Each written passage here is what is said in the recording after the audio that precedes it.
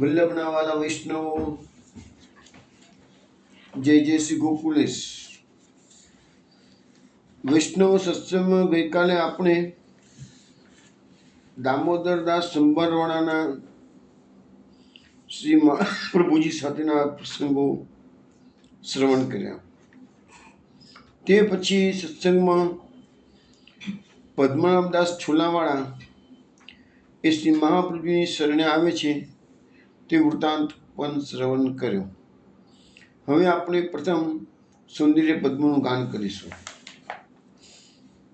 સૌંદર્યમ નિજ હૃદગતમ પ્રકટિતમ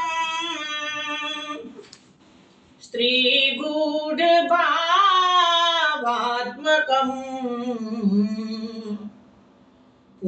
રૂપમ ચ પુનસ્તદંતર્ગતમ પ્રાવિવિશદ સ્વપ્રિયે સંશ્લિષ્ટાભુભયોર્ભવૌ રસમયઃ કૃષ્ણો હિ તત્સાક્ષિકમ રૂપમ તત્ત્રિતયાત્મકમ પરમભિધેયં સદા વલ્લભમ ધ્યેયં સદા વલ્લભમ. વૈષ્ણવ, આજે આપણે સત્સંગમાં શ્રી મહાપ્રભુની સાથે જે યાત્રામાં જઈ રહ્યા છીએ તો મહાપ્રભુજી નૈમિષારણ્ય પધારશે, અયોધ્યા, કાશી, હાજીપુર, ગંગાસાગર આ બધી જગ્યાએ મહાપ્રભુજી પધારી શ્રીમદ ભાગવતનું પારાયણ કરશે અને એ વખતના જે બેઠક ચરિત્રો છે એ આજે આપણે શ્રવણ કરીશું. પરંતુ તે પહેલાં એક કીર્તન શ્રવણ કરીશું. તેના શબ્દો છે પ્રકટ ભય તૈલંગ કુલદીપ. આ કીર્તન ગુજમાં આપેલું છે અને એનો 1512 નંબર છે. અને ત્યાર પછી આપણે અધવચ્ચે સત્સંગમાં જ બીજું એક કીર્તન પણ લઈશું. એના શબ્દો છે રૂપ દેખ નયના પલક લાગે નહીં. એ કીર્તન કુંજમાં 436 નંબર છે. એટલે બંને કીર્તન આજે જે લેવાના છે એ કીર્તન કુંજમાં આપેલા છે. એકનો નંબર છે 1512, બીજાનો નંબર છે 436.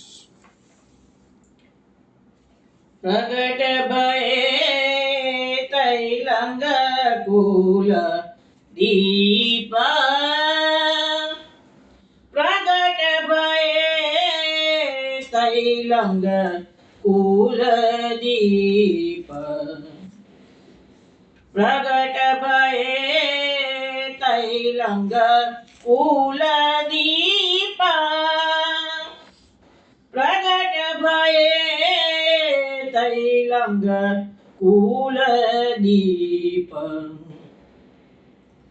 શ્રી લક્ષ્મણ ભટ્ટ અતિ આનંદિત સુત મુખ નિરખત આય સમીપ પ્રગટ ભયે તૈલંગ કુલ દીપ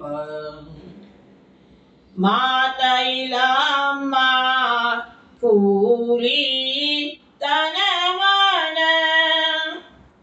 જો ઉપજત મુક્તા ફલ સીપ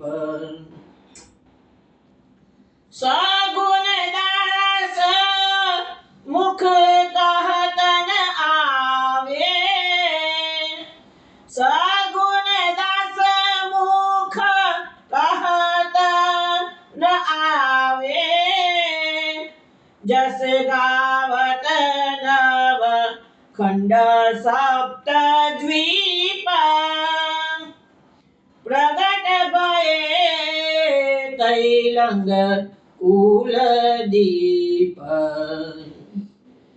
પ્રગટ ભયે તૈલંગ કુલ દીપ પ્રગટ ભયે તૈલંગ કુલદીપ. વૈષ્ણવ આ કીર્તન આપે બિલાવલ રાગમાં શ્રવણ કર્યું છે. સગુણદાસનું બનાવેલું આ કીર્તન છે. આપણે વલ્લભાચાર્યજી મહાપ્રભુજીના ચરિત્ર શરૂ કર્યું તેના શરૂઆતમાં એ બધા પ્રસંગો આપણે જોયા હતા કે સગુણદાસ નામનો દાઢીનો છોકરો એ મહાપ્રભુજી સાથે બાલ રમતો રમવા માટે મહાપ્રભુજી સાથે પધારતા અને એ વખતે એનામાં કવિત્વ શક્તિ જાગૃત થઈ હતી અને કેટલાક કીર્તનોની પદોની રચના કરી છે. એમાંના કેટલાક પદો સ્ટાર્ટિંગમાં આપણે જોયા હતા. તો એમાંનું આ મહાપ્રભુજીના પ્રાકટ્યનું જ એમના ઉત્સવ પરની પ્રાકટ્યના દિવસે જ સગુણદાસે બનાવેલું આ પદ છે. આપણને સમજાવે છે પ્રકટ ભય તૈલંગ કુલ દીપ.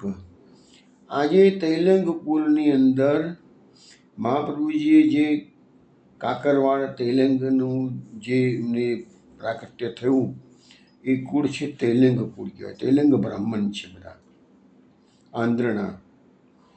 તો એ તૈલંગ કુલનું મહાપ્રભુજી દીપક તરીકે પ્રકટ્યા, મીન્સ કે કુલ દીપ તરીકે પ્રકટ્યા છે. શ્રી લક્ષ્મણ ભટ્ટ અતિ આનંદિત સુત મુખ નિરખત આઈ સમીપ.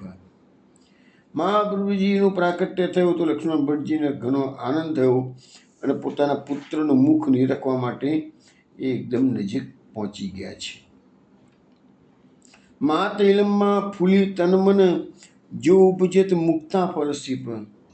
જેવી રીતે પેલા મધજીવાઓ હોય અને એને છીપમાંથી મોતી મળે, બધી છીપમાં મોતી નથી હોતા, પણ જો ઉપજેત મુક્તા ફળ, મોતી એના છીપમાં પાકેલા હોય ને મળી જાય તો આનંદ થાય છે. એવી રીતે માતા ઇલમમાં એ પોતપોતાના પુત્રના પ્રાકટ્યથી તન અને મન બંનેમાં આનંદ સમાતો નથી. સગુણદાસ મુખ કહત ન આવે જસ ગાવત નવખંડ સતદીપ. સગુણદાસ કહે છે કે હું મારા મોઢામાંથી કોઈ શબ્દો નીકળતા જ નથી કે હું આ મહાપ્રભુજીનો ગુણગાન ગાઉં તો કેવી રીતે ગાઉં, મારી શક્તિ બહારની વાત છે કે છે.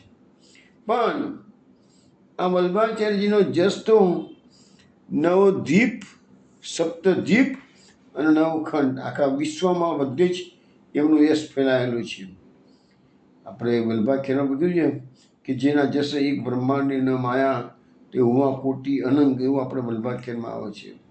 એક બ્રહ્માંડમાં પણ જસ માયો નથી તો કોટી અનંગ બ્રહ્માંડમાં પણ વલ્લભાચાર્યજીનો જસમાં આવેલો પ્રસરેલો છે.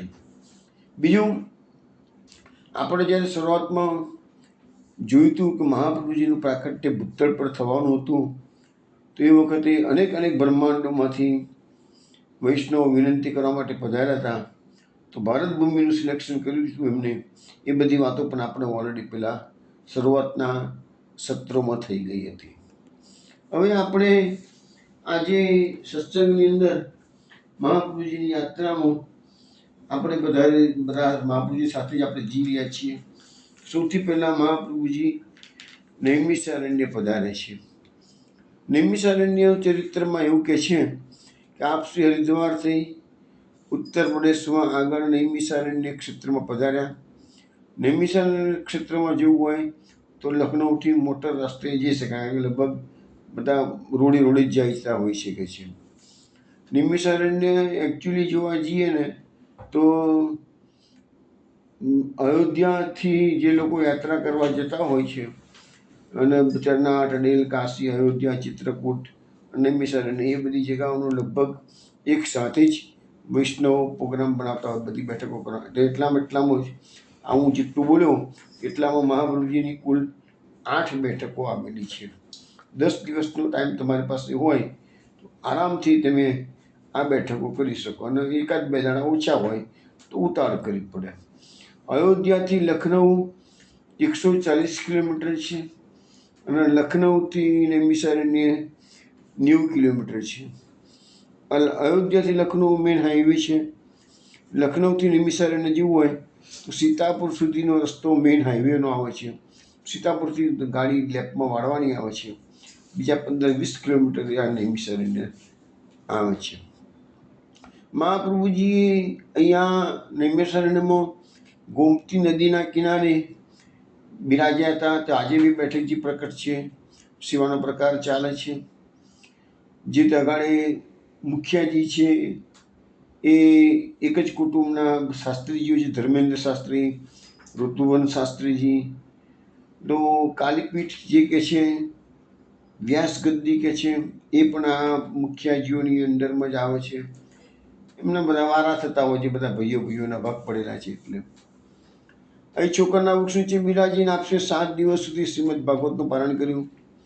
પછી આપશ્રી એક દિવસ જપ પાઠ કરી, જે 88,000 સૌનકાદિ ઋષિઓ યજ્ઞ કરતા હતા બધા. આપણે ભાગવતમાં અનેક જગ્યાએ સુતવાચ શબ્દ આવે છે. એ જે સુતવાચ કોને કે છે? તો એમાં સૌનકાદિ ઋષિ મુનિઓ 88,000 1,000 વર્ષનું સત્ર લઈને બેઠા હતા. અને ભાગવતના પ્રથમ સ્કંદની અંદર જે 3 કેટેગરી શ્રોતા વક્તાને આપેલી છે, એમાં જે આ કનિષ્ઠ પ્રકારના જે શ્રોતા વક્તા છે એ સુતજી અને સૌનકાદિ ઋષિ મુનિઓને કહેવામાં આવેલા છે. આ મૂળ તો નૈમિષારણ્ય પણ ભાગવતની સ્થળી જ છે. પણ અહીંયા આપણને કનિષ્ઠ શબ્દનો પ્રયોગ કેમ કરવામાં આવેલો છે, નિમ્ન કક્ષાનો? તો એમના માટે યજ્ઞ મુખ્ય હતો અને વચ્ચેના ભાગમાં સમય મળતા હતા ત્યારે આ લોકો ભાગવતનું પારાયણ કરતા, ભાગવતની કથા કરતા હતા. એટલા માટે મુખ્ય ભાગવત હતું, પણ મુખ્ય યજ્ઞ હતો. એટલા માટે એમને શ્રોતા વક્તાને કનિષ્ઠ પ્રકારના બધા અધિકાર જે હતો એ કનિષ્ઠ પ્રકારનો અધિકાર હતો. પ્રથમ સ્કંદ અધિકાર લીલા કહેવાય છે. તો મહાપ્રભુજીએ સૌનકાદિ ઋષિઓ યજ્ઞ કરતા હતા, પધાર્યા ત્યારે બધા બ્રાહ્મણોએ આપશ્રીનું આદરપૂર્વક સન્માન કરી, આસન પર પધરાવી આપશ્રીનું પૂજન કર્યું. સૌ બ્રાહ્મણોની વિનંતીથી આપશ્રીએ શ્રીમદ ભાગવતના એક શ્લોકનું વ્યાખ્યાન 3 વર્ષ સુધી સંભળાવ્યું. પછી આપશ્રી પાછા પધાર્યા. આ બાજુએ આપશ્રીને નહીં જોઈને વૈષ્ણવ મૂર્છિત થઈને જમીન પર પડી ગયા હતા. તેમના પર પોતાના કમંડલનું ઉજળ છાંટી આપશ્રીએ તેમને સાવધાન કર્યા. વૈષ્ણવે દંડવત કરી વિનંતી કરી, મહારાજ 3 વર્ષ સુધી આપ ક્યાં પધાર્યા હતા? આપણા વિના અમને ખૂબ કષ્ટ થતું હતું. ત્યારે આપશ્રીએ યજ્ઞમાં પધાર્યાનો પ્રસંગ કહ્યો. પછી આપશ્રી ત્યાંથી આગળ અયોધ્યા તરફ પધાર્યા છે. આ નૈમિષારણ્ય વૈષ્ણવ આપણા ત્યાં ઘણું પ્રાચીન ક્ષેત્ર કહેવાય છે. એમ કહેવાય છે કે જ્યારે પૃથ્વીની ઉત્પત્તિ થઈ, બ્રહ્માંડની ઉત્પત્તિ કરી, ત્યારે ઋષિમુનિઓએ બ્રહ્માજીને જઈને કીધું કે અમને એવી એકાંત સ્થળી બતાવો જ્યાં બેસી અમે તપ કરી શકીએ. તે વખતે એક ચક્ર હતું ને એ બ્રહ્માજીએ છોડ્યું હતું. તો એ કીધું કે આ ચક્રની નેમી એટલે કે ધરી જગાડે સ્થિર થઈ જાય ત્યાં તમે તપસ્યા કરો. તો એ ફરતું ફરતું એ ચક્ર નૈમિષારણ્યમાં આવ્યું. તો નૈમિષારણ્ય શબ્દનો અર્થ નિમી પરથી નૈમિષ પડ્યું, નૈમિષ પરથી નૈમિષારણ્ય પડ્યું.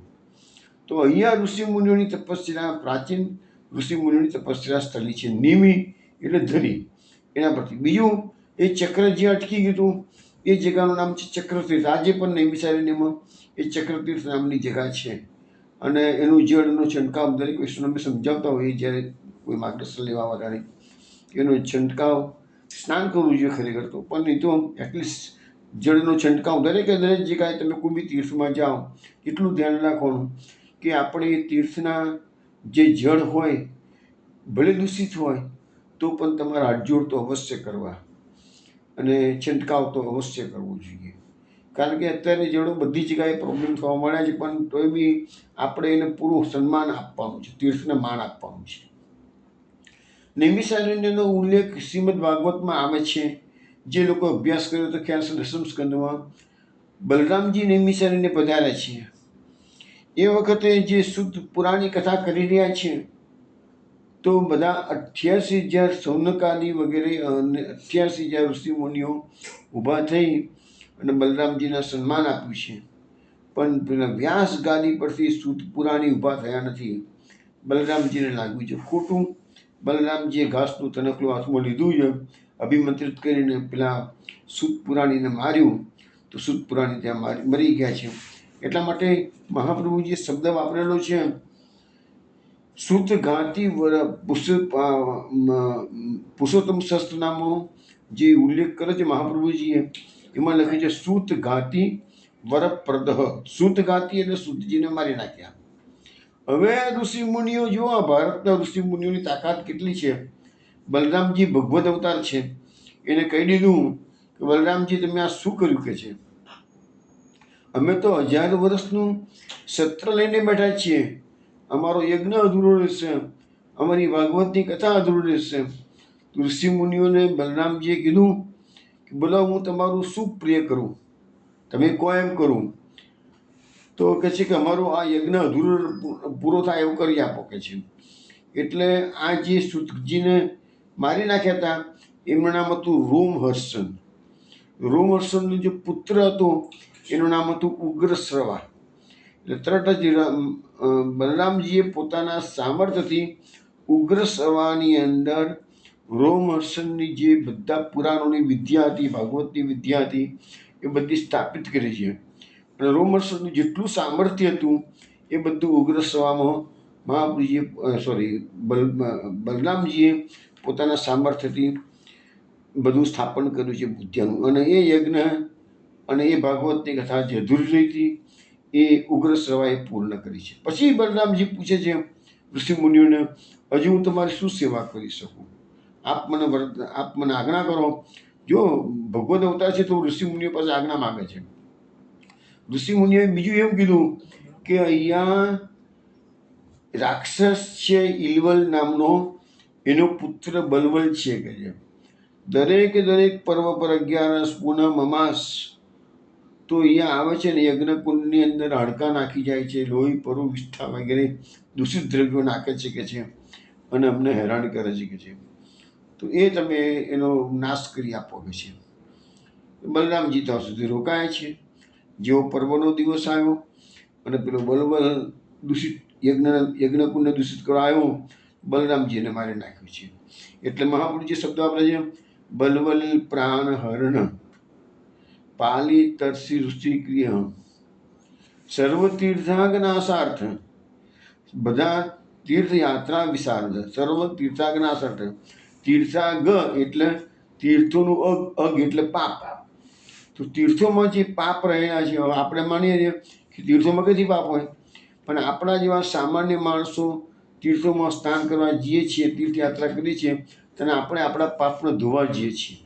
બલરામજી જેવા ભગવદ અવતારો શું થાય છે કે તીર્થોમાં જે પાપો ધોવાયા છે આપણા જીવાના, એ બધા પાપોનો નાશ બલરામજી જેવા ભગવદ અવતારો કરે છે. તો આ નૈમિષારણ્યમાં મહાપુરુષજી પધારે છે. આપણે નૈમિષારણ્યમાં મહાપુરુષ સાથે યાત્રા કરતા આવે છીએ, એટલે આપણે પણ આ બધા પ્રસંગોને યાદ કરી દઈએ. બીજું, જે લોકોને નૈમિષારણ્યની યાત્રા કરવા જેવી હોય તો એટલું ધ્યાન રાખવાનું કે જેટલી અત્યારે નવા મંદિરો તો પુષ્કળ, દરેક તીર્થોમાં તમે જાઓ તો નવા મંદિરો પુષ્કળ થઈ ગયેલા છે. પણ નવા મંદિરમાં જવું ના જવું તમારે નક્કી કરવાનું. પણ પ્રાચીન જગાઓ છે એ તો અવશ્ય ચૂકવાની નહીં. હું તમને એનું સમજાવું કેટલા પ્રાચીન તીર્થો નૈમિષારણ્યમાં છે. થોડી વાર પહેલાં મેં કીધું એ પ્રકારે ચક્રતીર્થ કીધું, એનો છંટકાવ કરવાનો જળનો નજીક જ છે. એની બાજુમાં સૂતગદ્દી છે. સૂતગદ્દી જે છે જગાણે સૂત પુરાણીએ કથા કરી હતી 88,000 ઋષિ મુનિઓને, સૌનક વગેરેને. એ જગ્યાએ એનું નામ છે સૂતગદ્દી. પછી મહાપ્રભુજીની બેઠક છે, એની બાજુમાં વ્યાસગદ્દી છે. ત્યાં આગળ બાજુમાં જ કાલીપીઠ છે. બાજુમાં ગોમતી નદી છે. પછી બાજુમાં મનુ શત્રુપાની તપસ્યા સ્થળી છે. આ બધું નજીક જ છે. મનુ અને શત્રુપા એ બંનેની ત્યાં ગાળે તપસ્યા કરી હતી સૃષ્ટિના શરૂઆતમાં જ. અને પછી મનુ શત્રુપાના ત્યાં બધા પ્રાગટ્ય થયું હતું પ્રિયવ્રત અને ઉત્તાનપાદનું. એ બધી વાતો છે નાની છે. તો એ તપસ્યા સ્થળી છે. આ બધી પ્રાચીન વાતો થઈ ગઈ. પછી બીજું અગત્યના બીજા હજુ 2 તીર્થો રહી જાય છે. એમાં નૈમિષારણ્યથી 4 કિલોમીટર દૂર બહારના ભાગમાં મિશ્રિક તીર્થ આવેલું છે. મિશ્રિક તીર્થ એટલે કે દધીચી ઋષિનો આશ્રમ. શ્રીમદ ભાગવતના 6ઠા સ્કંદમાં જે વૃત્રાસુર ચતુશ્લોકીનો પ્રસંગ આપણે બધા ઘણી વખત વાતો કરેલી જ છે. આજે પ્રસંગ આખો નથી કહેતો, 6ઠ્ઠો સ્કંદ આવશે તો આને ડિટેલ્સમાં જઈશું. પરંતુ અત્યારે એટલું હું કહું કે જ્યારે વૃત્રાસુરના ત્રાસથી દેવો ત્રાહિમામ પોકારી ગયા, ભગવાન નારાયણની પાસે વૈકુંઠમાં ગયા. ભગવાન નારાયણે કીધું કે વૃત્રાસુરને મારવો હોય તો એક જ રસ્તો છે, દધીચી ઋષિના હાડકાં લઈ આવો, એમાંથી વજ્ર બનાવો અને મારું તેજ મૂકવું તો જ એ મરશે, નહીં તો નહીં મરે કે છે. એટલે એ દધીચી ઋષિનો આશ્રમ આ નૈમિષારણ્યની બહાર વિસ્તૃત કીધું ત્યાં આવ્યો. દેવો આવ્યા છે, દધીચી ઋષિ પાસે એના હાડકાની માગણી કરી છે. દધીચી ઋષિ કહે તમારા કામમાં મારું શરીર આવતું તો મને વાંધો કશું નથી કે છે, પણ મારા ભારતના બધા બ્રહ્માંડના બધા તીર્થોમાં મારે સ્નાન કરવા જેવું છે કે છે, પછી મારા હાડકાં લઈ લો. તો સમય કેટલો બધો લાગે, ત્યાં સુધી બધું વૃત્રાસુર સ્વર્ગનું રાજ પચાવી પાડે. એટલે ઇન્દ્રએ કીધું કે અમે મારા દેવતાઓ છે, બધા દેવતાઓ અલગ અલગ તીર્થમાં જશે, ત્યાંથી જળ લઈ આવશે અને તમારે અહીંયા જ કે છે બધા જળનું, બધા તીર્થોનું જળ તમને આપી દઈએ છીએ કે છે, અહીં તમે સ્નાન કરી લો કે છે. એવી રીતે નક્કી કર્યું છે. તો એનું નામ મિશ્રિક તીર્થ કેમ કીધું છે?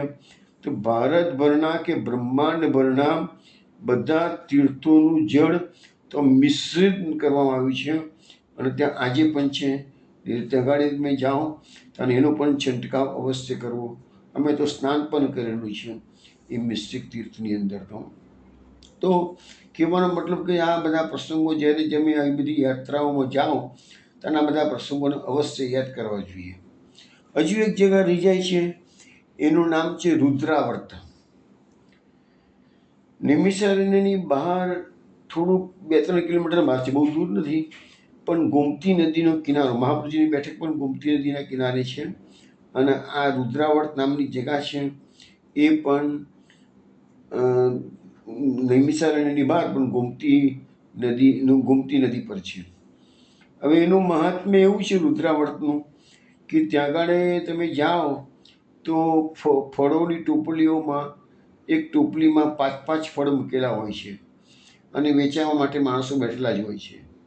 એ 5 ફળ તમારે લેવાના અને તો એ નદીમાં એના કિનારે જઈને નદીમાં પધરાવાના. એ 5 ફળ અંદર ડૂબી જશે, એમાંનું એક ફળ પાછું ઉપર આવશે, જે પ્રસાદી માનીને લોકો એનો અંગીકાર કરે છે. તો આ એક મોટું મહત્ત્વ છે કે 5 નહીં ડૂબી જાય. 5 એક વખત તો ડૂબી જાય છે, પણ 1 કે 2 ફળ પાછા બહાર આવે છે. 5 બહાર નહીં આવે, 1 આવશે કે 2 આવશે, પણ એવી રીતે એ ફળો બધા તો ગાડે પ્રસાદી તરીકે લોકો લેતા હોય. એ જગ્યાનું નામ છે રુદ્રાવર્ત. તો આ નૈમિષારણ્યના મેં પ્રાચીન તીર્થો જે છે ને એનું ટૂંકું વર્ણન કર્યું છે. હવે મહાપ્રભુજી ત્યાંથી અયોધ્યા પધારે છે. અયોધ્યા જે છે એ સરયુ નદીના કિનારે આવેલી છે નગરી. અને આપણું 7 મોક્ષદાયની જે પુરી છે એને ઘણી વખત વર્ણન કરું છું. એમાંની આ એક અયોધ્યા છે. મથુરા, અયોધ્યા, દ્વારકા અને વિષ્ણુકાંચી, આ 3 પુરી જે છે એ વિષ્ણુની કહેવાય છે. અયોધ્યા તો ત્રેતાયુગમાં રામચંદ્રજી પ્રાગટ્ય થયું ત્યારથી છે. અને અત્યારે તો અયોધ્યા આખા વિશ્વભરમાં રામ જન્મભૂમિના કારણે આખા વિશ્વભરમાં ફેમસ થઈ ગયેલી છે. તો સરયુ નદીના કિનારે વલ્લભઘાટ આવેલો છે. હનુમાનગઢીની નજીકમાં જ મહાપ્રભુજીના મૂળ બેઠકજી બિરાજતા હતા. પણ અત્યારના હાલના તબક્કે જે અયોધ્યામાં બેઠકજી બિરાજે છે મહાપ્રભુજી, એ તુલસી ઉદ્યાન નામની જગ્યા, બહુ જાણીતી જગ્યા છે તુલસી ઉદ્યાન. તમે કોઈ પણ રિક્ષાવાળા, કોઈ પણ ટેક્સીવાળાને કહો કે તુલસી ઉદ્યાન લઈ લે તો લઈ લે. તુલસી ઉદ્યાનમાં ગયા પછી વલ્લભાચાર્યજીની બેઠક પૂછવાનું. મેઇન રોડ પર જ બેઠક આવેલી છે, પણ એ એરિયાનું નામ છે તુલસી ઉદ્યાન. ત્યાં દ્વારિકાવાળા નટવર ગોપાલ મહારાજશ્રીએ આ બેઠકજી પ્રકટ કરેલા છે. મેં તમને પહેલાં બી કહેલું છે કે મહાપ્રભુજીની જે બેઠકો અત્યારે પ્રકટ છે એ બધી અસલ જગ્યાએ કેટલીક છે ને કેટલીક નથી. કારણ કે અસલ જગ્યાએ એટલા માટે નથી હોતી કે એ જગ્યાઓનું કબજો મળવાની માલિકી હક ના મળે, એટલે પછી ભાવનાત્મક રીતે દૂર બેઠકો ઊભી કરવામાં આવેલી હોય. નજીક દૂર એટલે બહુ દૂર પણ ના હોય, પણ જે નજીકમાં જેટલી નજીકમાં મળે જગ્યા મળે એ પ્રમાણે કરવામાં આવેલી હોય છે. એવી ઘણી બેઠકો છે કે જ્યાં મહાપ્રભુજીના ઓરિજિનલ જગ્યા આપણને મળી શકી નથી હોતી, એટલે ભાવનાત્મક રીતે સેવા પ્રકાર એ રીતે કરીને ઊભો કરવામાં આવેલો હોઈ શકે છે. પછી આ અયોધ્યાનું મુખ્ય મહત્વ એવું છે કે શ્રી મહાપ્રભુજી અહીંયા બિરાજી શ્રીમદ ભાગવતનું પારાયણ કર્યું. પછી આપસી અયોધ્યાના તીર્થ સ્થાનોમાં દર્શન કરવા પધાર્યા. ત્યારે એક સ્થાન પર શ્રી વાલ્મીકી રામાયણની કથા ચાલતી હતી. આપસે જોયું કે ત્યાં શ્રી હનુમાનજી મહારાજ કથા શ્રવણ તો કરતા હતા. હનુમાનજીએ મહાપ્રભુજીના દર્શન કરીને વિનંતી કરી, મહારાજ આપ તો શ્રી કૃષ્ણના ઉપાસક હોવા છતાં આ રામચંદ્રજી નગરીમાં કેમ પધાર્યા છો? ત્યાં શ્રી મહાપ્રભુજીએ મંદ સ્મિત કરીને આજ્ઞા કરી, ભાઈ અમે તો અમારા ઠાકોરજીના સાસરે આવ્યા છીએ, પરંતુ તમે નગ્ન સ્વરૂપે કથા શ્રવણ કરો છો તે ઠીક નથી, માટે કથા શ્રવણ કરતાં એક લંગોટી પહેરો. તો તે દિવસથી જ્યાં જ્યાં રામાયણની કથા થાય છે ત્યાં ત્યાં એક વસ્ત્ર વિછાવવામાં આવે છે. શ્રી હનુમાનજીએ હાથ જોડીને પૂછ્યું, આ અયોધ્યા નગરી શ્રી કૃષ્ણચંદ્રનું સાસરું કેવી રીતે થાય? ત્યારે શ્રી મહાપ્રભુજીએ આજ્ઞા કરી કે પ્રાચીન સમયમાં આ અયોધ્યા નગરીમાં રાજા નગ્નજીત રાજ્ય કરતા હતા અને તેની દીકરી સત્યા, એની સાથે ભગવાન શ્રી કૃષ્ણના લગ્ન થયા. તમે લોકોએ જેને ભાગવતનો અભ્યાસ કર્યો હશે, દસમ સ્કંદમાં 58મો અધ્યાય છે અને એમાં ભગવાનના અનેક લગ્નોની વાતો આવે છે. એમાં આ જે લગ્ન જે થયું છે તો એના માટે શબ્દ વાપરેલા છે, નગ્નજીત નામ કૌશલ્ય આસિત રાજાતિ ધાર્મિક તસ્ય સત્યા ભવત કન્યા દેવી નાગ્નજીતી રૂપ. નાગ્નજીતી એટલે એના બે નામ છે, સત્યા નામ પણ છે અને નાગ્નજીતી પણ નામ છે. કે નગ્નજીત રાજાની છોકરી પુત્રી એટલે નાગ્નજીતી છે. અને તમે લોકો બધા સાંભળ્યું હશે કે 7 સાંઢને એક સાથે નાથે એવા કુંવરને જ આ કુંવરી વરમાળા પહેરાવે. બહુ જ અઘરું નિયમ રાજાએ લીધો હતો. પણ શ્રી કૃષ્ણનું સામર્થ્ય ભગવાન છે. શ્રી કૃષ્ણ ભગવાને એ 60 આખલાઓને એક સાથ સ્વરૂપ ધારણ કર્યા એક સાથે, અને 7 આખલાઓને એક સાથે નાથ્યા છે. અને પછી વરમાળા નાગ્નજીતી સત્યાએ ભગવાનને પહેરાવ્યું. એ જે જગ્યા છે એ અયોધ્યા છે. માટે મહાપ્રભુજી અહીંયા ભગવાન શ્રી કૃષ્ણચંદ્રની સાસરીમાં પધાર્યા છે. આ સાંભળી હનુમાનજી ખૂબ પસંદ થયા. હવે હનુમાનજીને મહાત્મ્ય મહાપ્રભુજીનું હજુ ખબર નથી.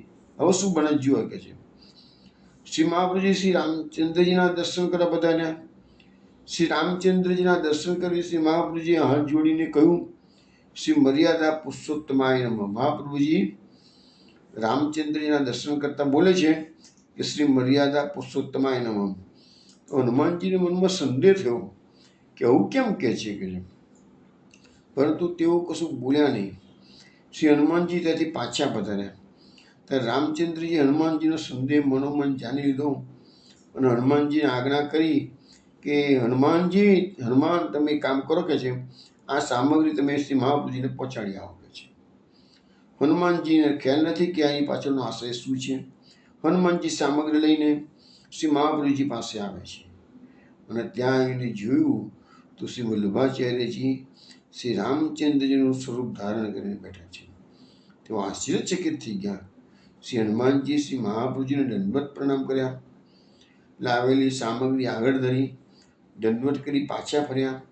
શ્રી રામચંદ્રજી પાસે આવીને તેમને સર્વ હકીકત કહી. રામચંદ્રજી આજ્ઞા કરી કે કે શ્રી મહાપ્રભુજી તે પૂર્ણ પુરુષોત્તમ છે કે છે. તેથી એમનામાં એટલું સામર્થ્ય છે કે તેઓ મારું સ્વરૂપ પણ ધારણ કરી શકે, પરંતુ એમનું સ્વરૂપ ધારણ કરવાનું સામર્થ્ય મારામાં નથી. કેમ? તો મહાપ્રભુજી છે એ શ્રી કૃષ્ણના મુખારવિંદનું પ્રાકટ્ય છે, અને રામચંદ્રજી છે એ મુખારવિંદનું હાસ્યનું પ્રાકટ્ય છે. તો મુખ છે તો હાસ્ય આવશે, હાસ્ય છે તો મુખ નથી હોતું, પણ મુખ છે તો હાસ્ય આવવાનું છે. એટલે રામચંદ્રજી શ્રી વલ્ભાચાર્યજીનો વેશ ધારણ સ્વરૂપ ધારણ કરી શકતા નથી. તો અહીંયા મહાપ્રભુજીનું જે સ્વરૂપ છે એ રામચંદ્રજીની કૃપાથી હનુમાનજી સમજી શક્યા. સર્વોત્તમ સ્તોત્રમાં શ્રી ગુસાઈજી મહારાજે મહાપ્રભુજીનું એક નામ મૂક્યું છે, સર્વાજ્ઞાત લીલોતિ મોહન.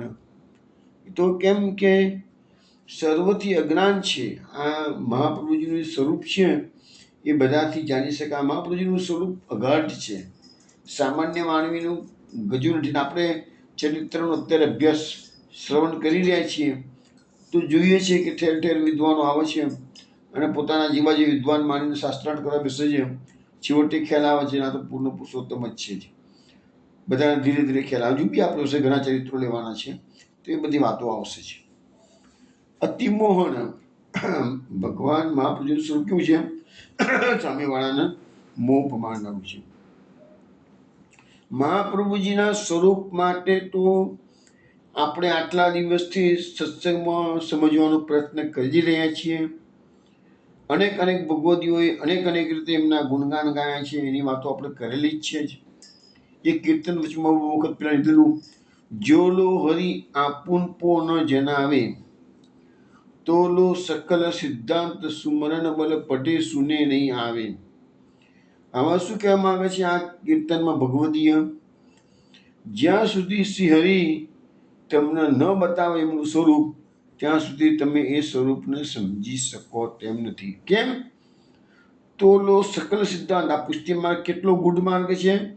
તો પુષ્ટિ માર્ગના જે સકલ સિદ્ધાંત છે એ સુમરણ એટલે શ્રવણ કરવાથી, શ્રવણ બલથી, પઢેથી, સુનેથી નહીં આવે.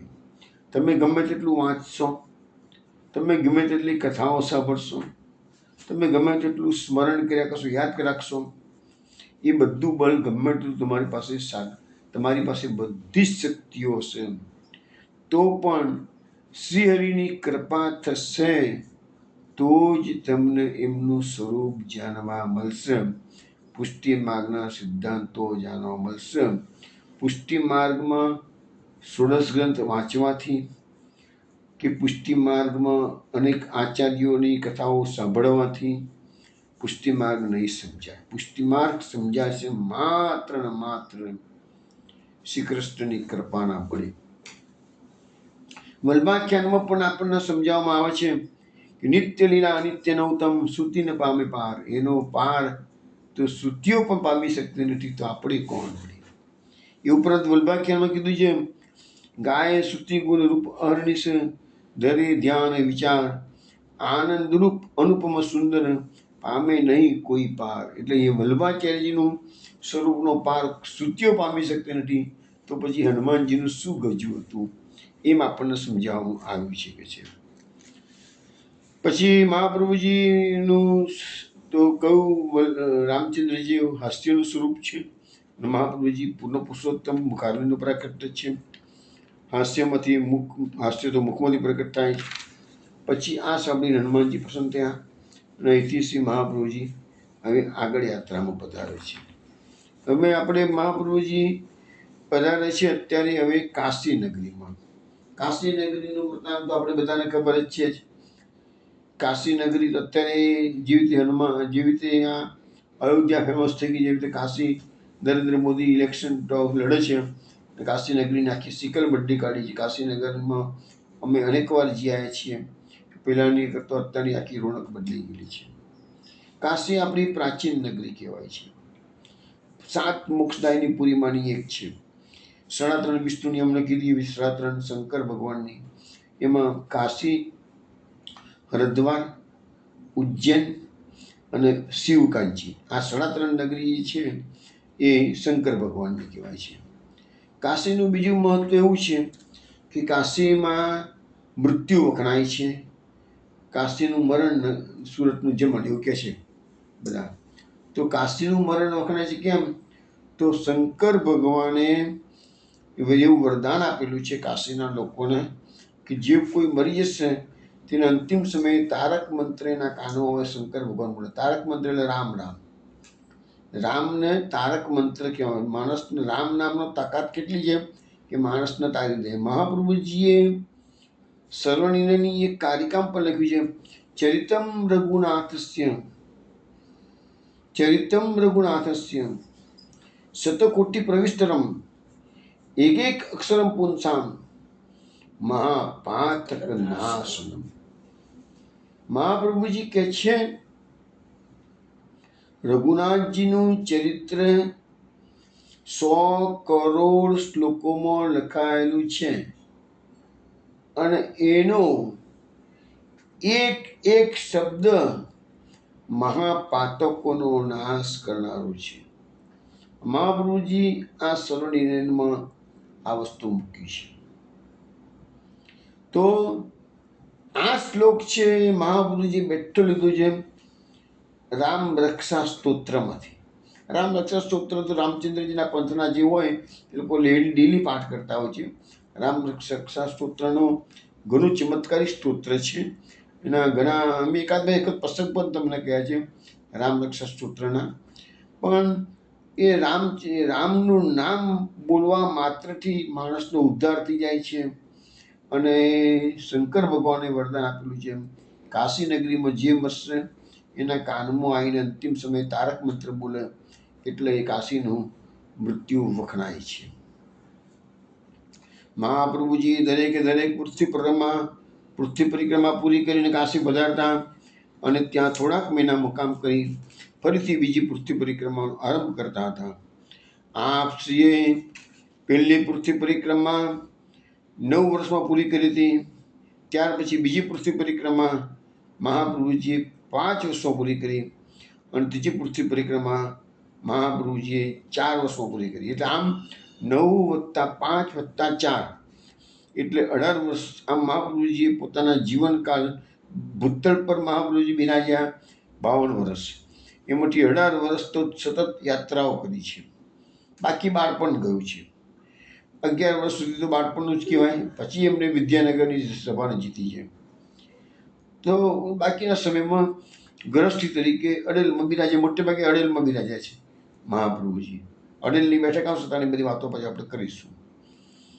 ઉત્તર પ્રદેશમાં કાશી ખૂબ જાણીતું શહેર છે. તો ટ્રેન બસ દ્વારા જઈ શકાય છે. હવે આ કાશી શહેરમાં શું છે?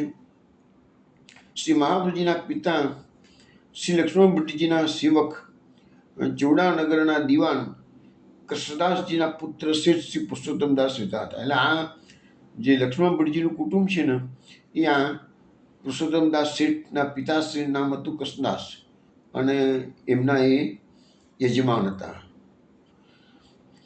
જેટલી વિપુલ ધનરાશિ એમ કહેવાય છે પુરુષોત્તમદાસ શેઠ કાશીના નગરશ્રેષ્ઠ હતા. એ જમાનામાં પુરુષોત્તમદાસ શેઠ પાસે 56 કરોડ રૂપિયા જેટલી વિપુલ ધનરાશિ હતી. અને એમ કહે છે કે જ્યારે રાજાના પૈસાની જરૂર પડે ત્યારે આ શેઠ એ પૈસા એમને ધીરતા કહે છે. કાશીના રાજા પણ આ શેઠનું ખૂબ માન રાખતા. શ્રી મહાપ્રભુજી જ્યારે પહેલી પૃથ્વી પરિક્રમા કરી પછી કાશીમાં મુકામ કર્યો ત્યારે આપ શ્રી એક દિવસ સવારે ગંગા સ્નાન કરી સંધ્યાવંદન કરતા ઘાટ પર બિરાજ્યા. તે વખતે શેઠ શ્રી પુરુષોત્તમદાસ પણ ત્યાં સ્નાન કરવા માટે આવેલા હતા. શ્રી મહાપ્રભુજીના દર્શન કરતાં જ તેમને અલૌકિક સ્વરૂપના દર્શન થયા. તેથી તેમને ત્યાં આવીને દંડવત કર્યા, પોતાને શરણે લેવા વિનંતી કરી. આપશ્રી તેમને સ્નાન કરી આવવા આજ્ઞા કરી અને તેમને શરણે લીધા. પુરુષોત્તમદાસની વિનંતીથી આપશ્રી તેમને ઘેર પધાર્યા. તેમની દીકરી રૂક્ષ્મણી અને પુત્ર ગોપાલદાસને શરણે લીધા અને તેમને શ્રી મદન મોહનજીનું અલૌકિક સ્વરૂપ સેવા કરવા માટે પધરાવી આપ્યું. આપ શ્રી શેઠના ઘેર બિરાજી શ્રીમદ ભાગવત સપ્તાહ પારાયણ કર્યું. જ્યારે જ્યારે આપ શ્રી કાશી પધારતા ત્યારે આપ શ્રી શેઠના ઘરે જ મુકામ કરતા. શેઠના પૈસા હતા એટલા માટે નહીં, શેઠ પરમ ભગવદી હતા એટલે. એક વખત આપ શ્રી બિરાજતા હતા ત્યારે જન્માષ્ટમીનો ઉત્સવ આવ્યો. આપ શ્રીની ઈચ્છાથી શેઠના ઘરમાં આવેલા કૂવામાંથી, આજે પણ એક કૂવો છે શેઠના ઘરમાં, આજે પણ એક કૂવો છે. કૂવામાંથી શ્રી નંદરાયજી, શ્રી યશોદાજી, સમસ્ત લીલા પરિકર બધા સાક્ષાત ગોલોકધામમાંથી પધાર્યા અને શાશ્વત કલ્પના નંદ મહોત્સવ જેવો જ અદ્ભુત નંદ મહોત્સવ શ્રી મહાપ્રભુજીની કૃપાથી દરેક જણાએ અનુભવ્યો. તો વર્ણન દર્શન કરવા, એના દર્શન કરવા માટે સાક્ષાત વિશ્વેશ્વર મહાદેવ પધાર્યા છે. આવા નંદ મહોત્સવ પછી શ્રી મહાપ્રભુજીએ ત્યાં પધારેલા સર્વ લીલા સ્વરૂપોને વિનંતી કરી કે આ કળિયુગના જીવો આ રસાત્મક લીલાને હૃદયમાં ટકાવી શકે એવું સામર્થ્ય નથી, માટે આપ સાક્ષાત પધારવાનો શ્રમ હવે પછી લેશો નહીં, પરંતુ જ્યારે જ્યારે અમે નંદ મહોત્સવ મનાવીએ ત્યારે જે કોઈ વ્યક્તિ આપણો સ્વાંગ ધારણ કરે તેમાં આપ અવશ્ય બિરાજો. એટલે આજે પણ એ કરીને મેં કે નંદરાયજીનો આવેશ એ વખત આવતો હોય છે, યશોદાજીનો આવેશ પણ આવતો હોય છે, ગુસાઈજીના ત્રીજા લાલજી બાલકૃષ્ણજી છે એને યશોદાજીનો સ્વાંગ ધારણ કરેલો, તો એમને એમાં આવેશ એટલો બધો આવી ગયેલો કે એમાં સ્તનમાંથી દૂધની ધારા વહેતી થઈ ગઈ હતી, એવું આપણા વાર્તા સાહિત્યમાં આવે છે. એટલે તો એમને ગુસાઈજી આશીર્વાદ આપેલા કે નંદ મહોત્સવમાં તમારે કાયમ માટે આવો અલૌકિક આનંદ બધા આવતો રહી શકે છે. પછી આપ શ્રી બિરાજતા ત્યારે અનેક માયાવાદી પંડિતો દરરોજ આપ શાસ્ત્ર ચર્ચા કરવા માટે આવતા. આખો દિવસ શાસ્ત્ર ચર્ચા ચાલુ રહેતી, તેથી આપશ્રીને સેવાનો સમય મળતો નહીં. તેથી આપશ્રીએ પત્રાવલંબન નામનો નાનકડો ગ્રંથ રચી પોતાના સેવકોને આજ્ઞા કરી કે આ ગ્રંથ શ્રી કાશી વિશ્વેશ્વર મહાદેવજીના મંદિરના દ્વારે ચોંટાડો. તે વાંચીને જે બ્રાહ્મણને શંકા રહે તે શાસ્ત્ર ચર્ચા કરવા માટે આવે. આપશ્રીએ આ નાનકડા ગ્રંથમાં એવી સુંદર રીતે પોતાના સિદ્ધાંત પ્રતિપાદિત કર્યા કે કોઈ માયાવાદી પંડિતને ચર્ચા કરવા માટે શંકા રહેતી નહીં. હવે આ પત્રાવલંબન ગ્રંથ કાશી વિશ્વનાથ મહાદેવના મંદિરના મેઇન ગેટ પર અત્યાર સુધી હતું એવું સાંભળ્યું છે. મેં દર્શન નથી કર્યા એના, પણ અમે છેલ્લે સપ્ટેમ્બરમાં ગયા હતા, ગયા સપ્ટેમ્બરમાં 2024માં ત્યાં તપાસ ખૂબ કરી પછી જાણવા મળ્યું કે રિનોવેશન થઈ ગયું છે આખું, એટલે જૂની બધી વસ્તુઓ કાઢી નાખેલી છે. એ પત્રાવલંબન ગ્રંથ ભીતમાં એ વખતે તો પત્રથી ચોંટાડેલો હતો, પછી કંઈક કોતરાયેલો હતો, પણ અત્યારે તો એ પણ કશું હાથમાં આવતું નથી. બીજું આપણા વાર્તા સાહિત્યમાં એવું વર્ણન આવે છે કે પત્રાવલંબન ગ્રંથ વાંચીને પંડિતો નિરુત્તર થઈ જતા, પણ છતાંય કોઈ પંડિતને શંકા રહી ગયું હોય અને મહાપ્રભુજી શાસ્ત્રાર્થ કરવા માટે આવે તો મહાપ્રભુજીનું સેવામય જીવન હતું, આપણે બધા જાણીએ છીએ. તો મહાપ્રભુજીના જે દ્વારપાળનું નામ હતું વિશ્વદાસ ચીપા, એને કોઈ પંડિત માયાવાદી પંડિત આવે પૂછે કેમ આવ્યા છો ભાઈ, તો કે મહાપ્રભુજી શાસ્ત્રાર્થ કરો છો. હજુ મને પત્રાવલંબન ગ્રંથ વાંચ્યા પછી પણ શંકા રહી શકે છે, તો પહેલાં કે મારી સાથે શાસ્ત્રાર્થ કરો, પછી મારે વલ્લભાચાર્યજી પાસે જજો કે અમારા ગુરુજી પાસે જજો. અને વિશ્વદાસ ચીપામાં વલ્લભાચાર્યજી મહાપ્રભુજી એટલું સામર્થ્ય મૂક્યું હતું કે ત્યાંથી પંડિતોને નિરુત્તર કરી દેતા હતા. પછી આ જ પ્રકારનો બનાવ પાછો શ્રી ગુસાઈજીના સમયમાં બન્યો, તો પણ એ જ વસ્તુ ગોકુળમાં રાજા ઠાકોરના મંદિરમાં વિશ્વદાસ ચીપા દ્વારપાળ તરીકે કાર્ય કરતા હતા, સેવા કરતા હતા અને એ પંડિતોને નિરુત્તર કરી દેતા હતા. તો મહાપ્રભુજીના સેવકમાં પણ કેટલું સામર્થ્ય હતું એ આપણને આ બધું બતાવવામાં આવે છે. પછી આ ગ્રંથમાં પત્રાવલંબન ગ્રંથમાં મહાપ્રભુજી પોતાના સિદ્ધાંતો પ્રતિપાદિત કર્યા. હવે આપણે વલ્ભાખ્યાનમાં પણ એનો ઉલ્લેખ આવે છે. પત્રાવલંબે પંડિત જીત્યા ગજે માઇક મટ્ટ માતંગ શ્રી કૃષ્ણ પૂર્ણ બ્રહ્મ સ્થાપ્યા જેના રૂપ કોટી અનંગ. તો એ પત્રાવલંબન ગ્રંથનું કેટલું મહાત્મ્ય છે આપણને સમજણ પડી. આ શેઠ પુરુષોત્તમદાસના ઘેરે બેઠકજી આવેલા છે. બેઠકજીના ચોકમાં કૂવો આજે પણ આવેલું છે કે જેમાંથી નંદ મહોત્સવના બધા સ્વરૂપો પ્રગટ થયા હતા. અને પાછા એ જ કોમ પધારી ગયા. પછી આવો જ એક બીજો કૂવો ચરનાટમાં પણ આવેલો છે. ચરનાટ એટલે છે ગુસાઈજીની પ્રાકટ્ય સ્થળી. ચરનાટ એ કાશીથી 40 કિલોમીટર દૂર છે, કંઈ બહુ દૂર નથી. અડેલની જે બેઠક છે એ કાશીથી લગભગ 100 કિલોમીટર થાય છે, 110 કિલોમીટર થાય છે. અને ચરનાટની બેઠક છે એ 40 કિલોમીટર થાય છે. બધી આ કાશીની બેઠકો, સોરી, ચરનાટની બેઠક, અડેલની બેઠક, એ બધી બેઠકો કાશીમાં જે ગોપાલ મંદિર છે, મુકુંદરાજીનું મંદિર છે, એના મહારાજશ્રી છે શ્યામ મનોહર મહારાજશ્રી, એમની અંડરમાં આવે છે. ચરનાટની બેઠકમાં ગુસાઈજીના પ્રાકટ્ય વખતે એ જે કૂવો છે એમાંથી પાછા અલૌકિક સ્વરૂપો પ્રકટ થયા હતા, અને એ પણ ગુસાઈજીના પ્રાકટ્ય સમયે અલૌકિક નંદ મહોત્સવ ઉજવાયો હતો. તો એ વખતે પણ બધા સ્વરૂપોને મહાપ્રભુજીએ વિનંતી કરી કે તમે પાછા પધારી જાઓ. પણ ચરનાટના કૂવાનું જળ આજે પણ ખૂબ જ ઉત્તમ પ્રકારનું મનાય છે. અને અમે તેવું સાંભળ્યું છે કે જેને કોઈ સંતાન ના થતું હોય એ એમ કે જો ચરનાટના કૂવાનું જળ પીવે તો એને એટલું સામર્થ્ય છે કે એનામાં એ મીન્સ કે એના ત્યાં એ સંતાન થઈ જાય એમ, એવું અંદર એનું સામર્થ્ય છે, એવું સાંભળેલું છે એ કૂવાનું જળ પીવાથી. પછી બીજું કે કાશીમાં શ્રી મહાપ્રભુજીના 3 બેઠકજી બિરાજે છે. આ આપણે વાત કરીએ શેઠ પુરુષોત્તમ દાસજીના ઘરમાં. બીજી બેઠક જે છે એ હનુમાન ઘાટની બેઠક કહેવાય છે, જ્યાં મહાપ્રભુજીએ આસુર વ્યામો લીલા કરી હતી એ પ્રસંગ. પણ એ પ્રસંગ હું અત્યારે નથી લેતો. એ પ્રસંગ આપણે જ્યારે મહાપ્રભુજી આવા લીલા પૂરી થશે પૃથ્વી પરની ને સ્વધામ ગમન કરશે એ વખતે આપણે જ બધા એમની સાથે હનુમાન ઘાટે જઈશું, જોઈશું. તે વખતે એ પ્રસંગોનું વર્ણન કરીશું. આ 2 બેઠકો જે પુરુષોત્તમદાસ શેઠના ઘરની બેઠક અને હનુમાન ઘાટ પરની બેઠક એ લેખની બેઠક કહેવાય છે, એટલે કે 84 બેઠકોમાં ઉલ્લેખ છે. કાશીમાં ત્રીજી એક બેઠક છે એનું નામ કહેવાય છે પંચગંગા ઘાટ પરની બેઠક. એ મહાપ્રભુજીના લગ્નની બેઠક છે. પંચગંગા ઘાટ બહુ જાણીતો ઘાટ છે કાશીમાં. બિંદુ માધવનું મંદિર ત્યાંથી બહુ નજીકમાં છે. બિંદુ માધવ બી જાણીતું મંદિર છે અને આ પંચગંગા ઘાટ પર આવેલું છે. મહાપ્રભુજીની બેઠક ત્યાં છે. હવે આ પંચગંગા ઘાટ પરની બેઠક છે એમાં સેવા પ્રકાર તો બરાબર ચાલે જ છે, પરંતુ એ લેખની બેઠક નથી, કારણ કે ત્યાં મહાપ્રભુજીએ પારાયણ નહીં કર્યું હોય પણ ત્યાં મહાપ્રભુજીના લગ્ન કરીને ત્યાં બિરાજ્યા હતા.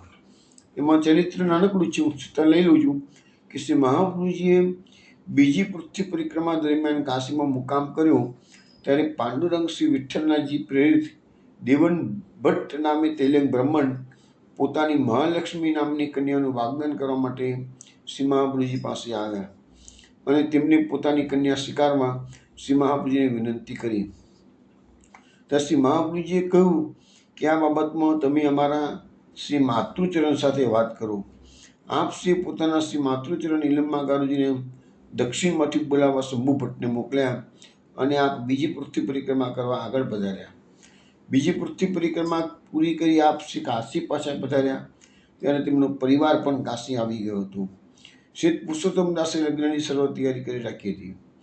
પંચગંગા ઘાટ પર તેમના સસુર દેવન ભટ્ટના મુકામે તેમની સુકન્યા મહાલક્ષ્મી સાથે આપશ્રીનો ધામધૂમથી લગ્ન પ્રસ્તાવ ઉજવવામાં આવ્યો અને એ દિવસ તો અષાઢ સુધી 5મનો.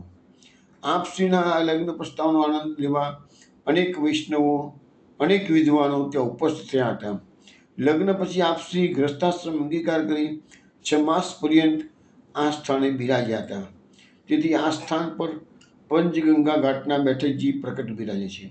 પરંતુ બેઠક ચરિત્રના ગ્રંથમાં શ્રી વલ્લભ વિજયમાં આ સ્થાન પર શ્રી મહાપ્રભુજીએ શ્રીમદ ભાગવત પારાયણ કર્યાનો ઉલ્લેખ મળતો નથી. તેથી આ સ્થાન પર આપશ્રીના બેઠકજી ભાવનાત્મક રીતે બિરાજે છે અને સેવા પ્રકાર પણ અત્યારે સારી રીતે ચાલી રહ્યો છે. હવે વૈષ્ણવ આપણે એક કીર્તન શ્રવણ કરીશું. પછી આગળ બીજું બેઠક ચરિત્ર લઈશું. રૂપ દેખ નયના પલક લાગે નહીં. રૂપ દેખ નયના પલક લાગે નહીં. રૂપ દેખ નયના પલક લાગે નહીં. રૂપ દેખ નયના પલક લાગે નહીં. ગોવર્ધન ધર કે અંગ અંગ પર दृष्टि परत चित्त रहत तही तही.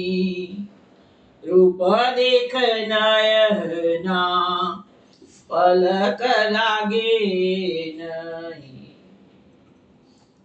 कहारी कहो अंग अंग की बानी चित्त जोर्यो माग दही. कुंभन दास प्रभु के मिलन की. कुंभन दास प्रभु के मिलन की. सुंदर बात सखियन सो कही. रूप देख नयना पलक लागे नहीं. रूप देख नयना पलक लागे नहीं. रूप देख नयना पलक लागे नहीं.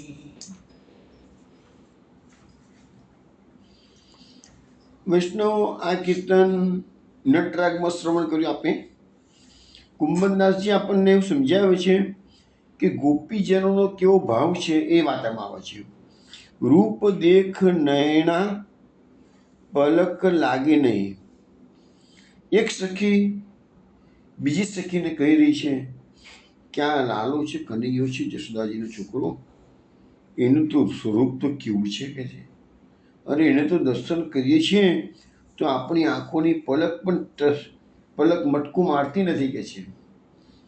જો આ લોકોને મહાપ્રભુ ગોપીજનોને કૃષ્ણના દર્શનની તાલીમ, કૃષ્ણ દરસો અટકી ગાવાનીની એક કીર્તન આપણે એ પણ લઈશું નેક્સ્ટ વીકમાં કદાચ. તો કૃષ્ણ દર્શનની કેટલી તાલાવેલી છે. તો એમની આંખોની પલક એટલા માટે તો ગોપીજનોએ ગોપી ગીતમાં ગાવ્યું છે કે જડ ઉદિક્ષતામ પક્ષમકૃત દશામ. આંખોની પાપનો બનાવનાર બ્રહ્મા જડ હોય એવું લાગે છે, એવું ગોપીજનો કહે છે. એવા દર્શનની અંદર એક પલક પાપણ પડી જાય છે એ પણ ગોપીજનોથી સહન થતું નથી. એમનો વિરહ એક ક્ષણનો 100 યુગો જેવો લાગે છે, એટલી તો એમના દર્શનની તાલાવેલી છે. ગોવર્ધન ધર કે અંગ અંગ પર દ્રષ્ટિ પરત ચિત્ત રહત તઈ તઈ. ઠાકોરજીના દર્શન જ્યારે ગોપીજનો કરે છે અને ગોવર્ધન ધરણના જે અંગ પર એની દ્રષ્ટિ પડે છે તે ત્યાં એમનું ચિત્ત ત્યાં અટકી જાય છે કે છે. બેરો મને ગિરિધર છબી પેટક્યો ટાઈ ઠટક્યો. આ ગોપીજનોના ભાવ છે બધા. જ્યાં અંગ પર દ્રષ્ટિ પડી એ અંગનું માધુર્ય, એટલે તો મહાપ્રભુએ કહી દીધું મધુરા દીપતે રખેલમ મધુરમ. આખું સ્વરૂપ જ એનું માધુર્યથી ભરેલું છે. જે અંગ પર દ્રષ્ટિ પડી છે તો ચિત્ત ચોંટી જ ગયું છે ત્યાં આગળ. કહારી કહો અંગ અંગ કે બાણિક ચિત્ત ચોર્યું માગી દઈ. શું કહે છે? અરે સખી તને હું શું કહું કે છે, એના અંગે અંગની શોભાની વાત કરું કે છે. ચિત્ત ચોર્યું માગી દઈ, અને જ્યારે મારા ઘરે એ દહીંની ચોરી કરવા, માખણની ચોરી કરવા આવ્યો અને મને માગ્યું કે મને તનિક દહીં આપને કે છે ગોપી, તો કે છે દહીં તો માગવાના બાણે આવ્યો તો, પણ મારું ચિત્ત ચોરી ગયું છે કે છે. મન નાહી 10-20 ઉધો, એક હૂતો તો ગયો શ્યામ સંગ, કો આરાધે તું ઈશ કે છે. જો આ માર ગોપીજનોમાંથી હું સમજાવું છું, આજ વારંવાર સમજાવું છું. આ ગોપીજનોની જે તાલાવેલી હતી કૃષ્ણની, એવી તાલાવેલી આપણી લાગવી જોઈશે, તો જ આ જીવનની સાર્થકતા છે. પુષ્ટિ માર્ગ એ જ સાચો પુષ્ટિ માર્ગ છે, બીજું બધું નકામું. कुम्मन दास प्रभु के मिलन की सुंदर बात सखियन सो कही. હવે એ ગોપી જોડે એકાંતમાં ભગવાન મળ્યા હશે, દહીં માગવાના બહાને જે થોડી ઘણી એવી વાતો કરી હશે, પ્રભુ સાથે મિલનની જે યાદો છે, મધુર યાદો છે, એ ગોપી વિસરી શકતી નથી. એટલે પોતાની અંતરંગ સખી છે એને જ કહે છે કે જો તને કહું છું પણ તું કોઈને કહીશ નહીં. કાલે કનૈયો મારે ઘેર આવ્યો હતો દહીં માગવા માટે, પણ કહે દહીંનું તો બહાનું હતું, પછી મને જે વાતો કરી છે એ હું તને વાત કરું છું. તો કહે છે પ્રભુના મિલનની જે સુંદર વાત છે એ સખીને ગોપી કહી રહી છે.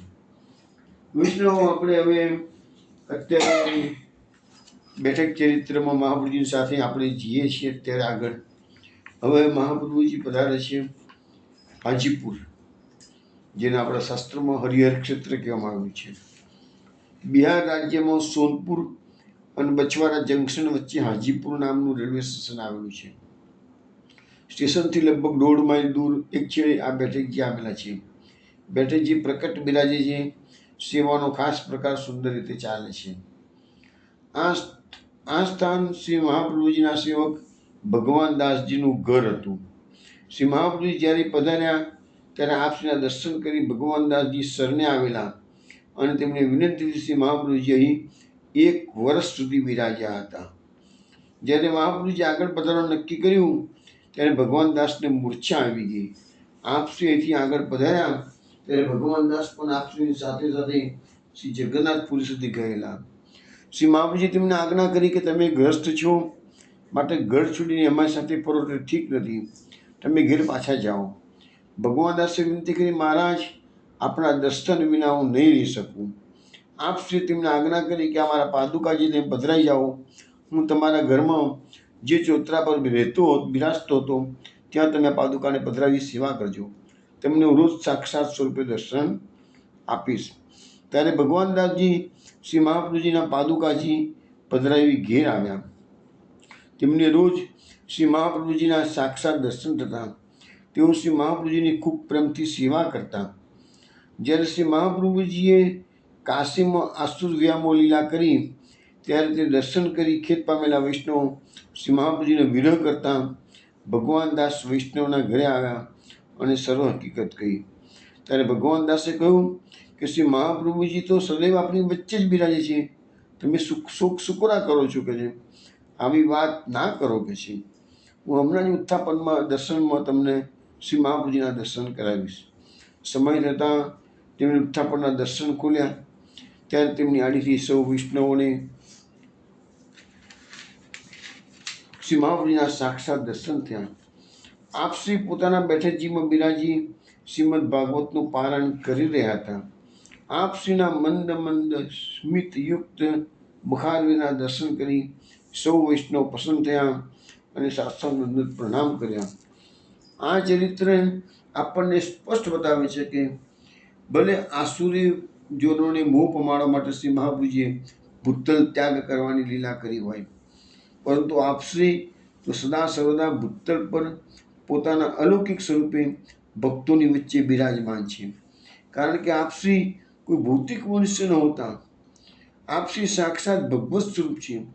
આપશ્રીને જન્મ મરણ લાગુ પડતું નથી.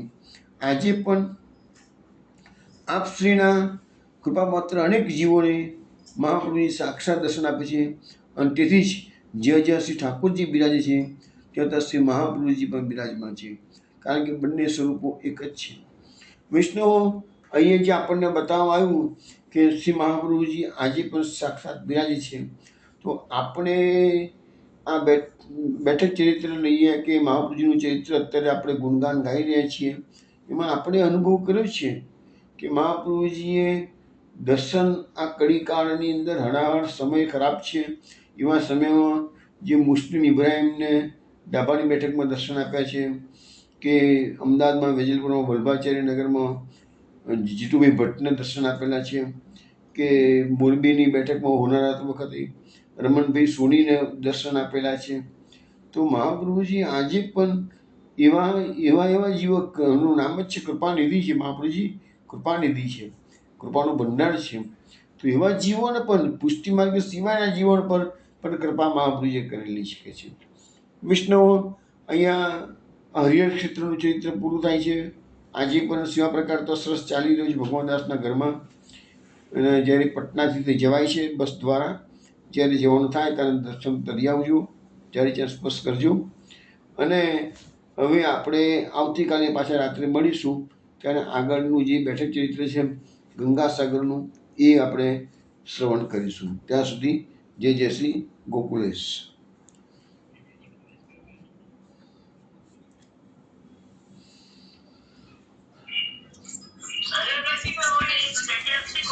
જય જય શ્રી ગોકુલેશ. જય જય શ્રી ગોકુલેશ. જય જય શ્રી